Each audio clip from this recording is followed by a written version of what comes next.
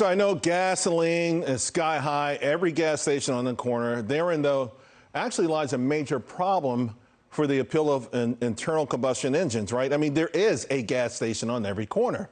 Joining me now is the car coach, Lauren Fitz. And, for all the talk about high gasoline prices, people, trying to push people into electric vehicles, there are other things, other issues that, including a lack of charging stations, right, Lauren? So it's not just the fact that gasoline is high, but there's some serious hurdles, right?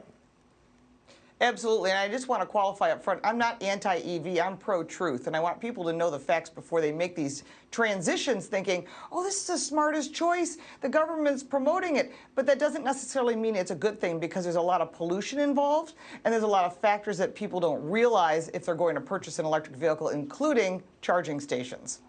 So you got the charging stations, you got the anxiety about between charging, and you just kind of alluded to it. It's not as clean as people think, right? I mean, take this new Hummer EV. Right. Apparently it produces more emissions than a gas-powered sedan. I mean, so that's not really clean, is it? No, it's not. And it also produces more in carbon dioxide during the procedure of getting all those materials that go into the battery. And that's something also that's important. Who owns the #1 mine for graphite, which is one of the newest things that everyone's talking about because of the hydrochloric acid that comes from the procedure of removing the graphite for the batteries, and that's China. So here we are, we're letting China pollute, and they're putting hydrochloric acid into the atmosphere. Again, this is something you're not going to see right at the moment, but if it goes up into the clouds and it starts raining, you think we have acid rain now? We're going to have bigger issues the more graphite we're being forced to use. And then you're looking at just like, I'll give you a good example, like a Hummer EV uses 21 grams of carbon dioxide. That's more than a Chevy Malibu, but it is better than the previous Hummer that used to be out, the one that you see in the military. Yeah, that one's really not. Yeah, so that's good. a pretty easy bar to clear, right? I mean, most tanks are better than that one. But the government, though, still, the government and industry, they're pushing it down our throats. We're not going to have any choice, right? Legally, we're going to all have to eventually own an EV. So from a stock market point of view, I mean, who do you think will be the winner? We shall see. We shall see. But we shall see. Who do you think will be the ultimate winner here? I had a guest yesterday tell me General Motors. I was shocked because I still thought maybe Tesla was in the lead.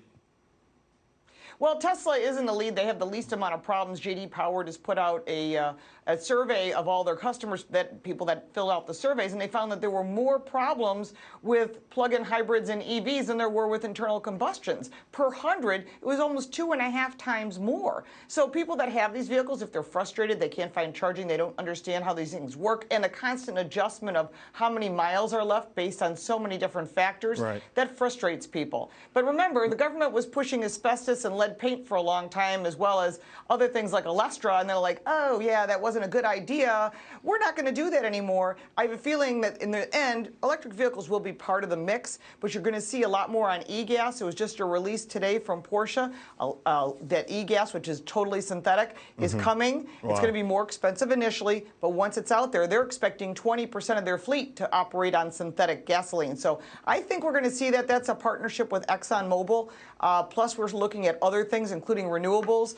It's not the be-all, end-all. It's going to be a mix in the end, because the next administration that comes in, whomever they may be, they can easily make changes, and that's the problem with making a statement like, by 2035, we're all electric. I don't want that. I know you don't want that because you have a very cool truck. I do. Which I do love. And it even gets 12 miles to a gallon. And I'm not getting rid of it in my vehicles either.